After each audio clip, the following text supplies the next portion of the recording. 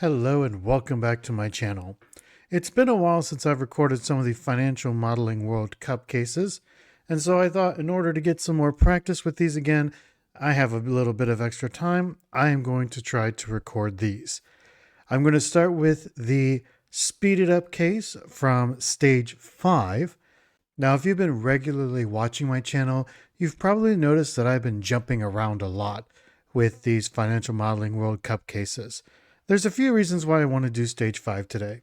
First, it's the most recent stage and the one that's freshest in my mind. Second, for those of you who may be preparing for stage 6, you might go back and review this case, and this video will provide you a walkthrough of the first of the 3 cases within this stage. And finally, I'm learning that a lot of the earlier stages are really difficult, and I actually haven't quite finished them yet on my own. I do hope to put those up later. I want to put up the full season on my channel, so keep an eye out. I may upload those at a later time. But first, let me start by introducing this case. This case is called Take Me Please, and the introduction to this case is actually with the questions. So let me go ahead and take a read of it here. You are evaluating a potential acquisition deal between Buy 'em All Inc., the acquirer, and Take Me Please, the target. Both company shares are traded on the True York Stock Exchange.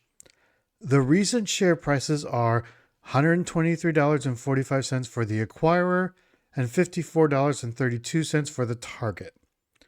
There are 100 million shares outstanding for the acquirer and 40 million shares outstanding for the target. And that same information is listed here in the Assumptions tab. So, let's see how long it will take me. I'm going to go ahead and try to solve all the questions from this case. Come along with me and let's see how much time it takes. Here we go. All right, question 1 asks, what is the market capitalization of the acquirer? So the market capitalization, we have the information on price per share and the number of shares. And the market capitalization is basically just going to be the two multiplied together. So what I'm going to do is I want to put these 4. I'm going to do it for both. No, where to go back? I'm going to do it for both the acquirer and the target. So this is acquirer, and that's share price, share count, and then that should get me the market cap. And I believe we're looking for acquirer, so that's going to give me my answer for that. Question 2. The acquirer plans to offer a 25% premium to the current shareholders of the target. Under such a scenario, what would the offer price be?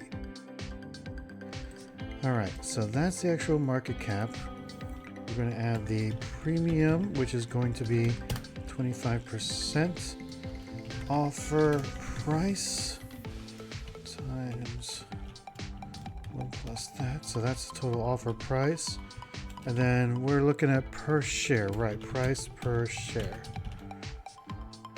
So that's going to be that total price by the number of shares. 67.90. All right. Question 3. Assume the offer is accepted and the deal is financed 100% by the acquirer's shares. Assume no change in the acquirer's share price due to this transaction. How many shares will the combined company have? And in this hint, we have a description on a full equity transaction. Basically, the acquirer is paying for this with their shares at that share price. And in this question, we're going to assume that that share price stays the same. So, shares issued, so that's going to be, I believe, what their offer price is divided by the current share price. And the question is combined company. All right, so combined shares post purchase. And that's going to be that plus the previous number of shares, 122. All right, there we go. Question 4. The combined company expects to get some significant cost savings due to a larger scale and overlapping administrative personnel, also called synergies. The annual savings are expected to be $50 million. However, fully realizing these savings takes time. In the first year after the transaction, only 35% of these savings will be realized. In the second year, only 50% of these savings will be realized. The full savings of $50 million per year will be realized starting from year 3 and going forward. And that's the information that is being listed here. What are the total savings over a 5-year period? All right, so what I'm going to do is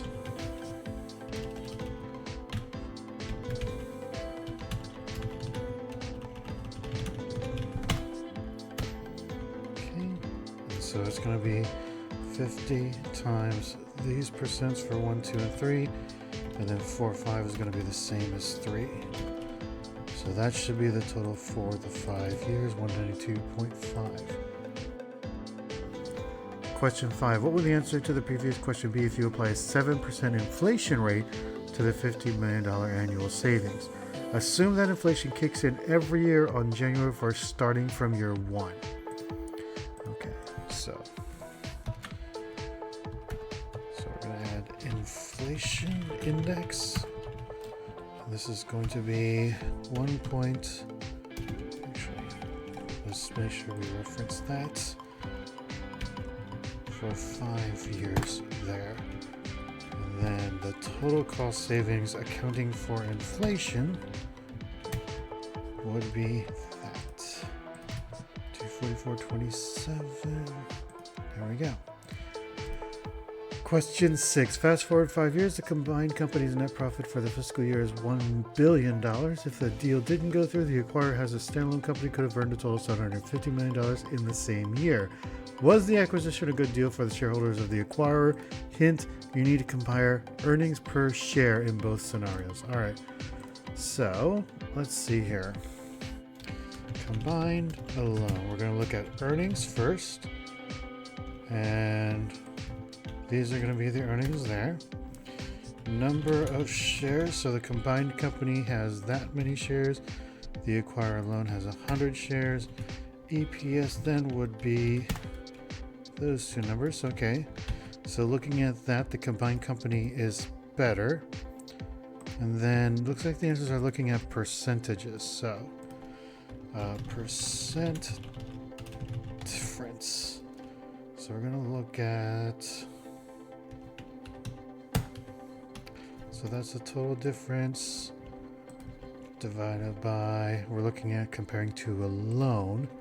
So that's the alone difference there. 9.29%. So yes, by 9.29%. And there we have it. There you go. So that's how you solve the speeded up case. Pretty nice, quick solve. It takes a look at mergers and acquisitions, and that is actually involved in the third case, the large case for this stage. Hope you enjoyed the video. Hope you learned a little bit, and stay tuned for the next one. See you then. It's the Excel world.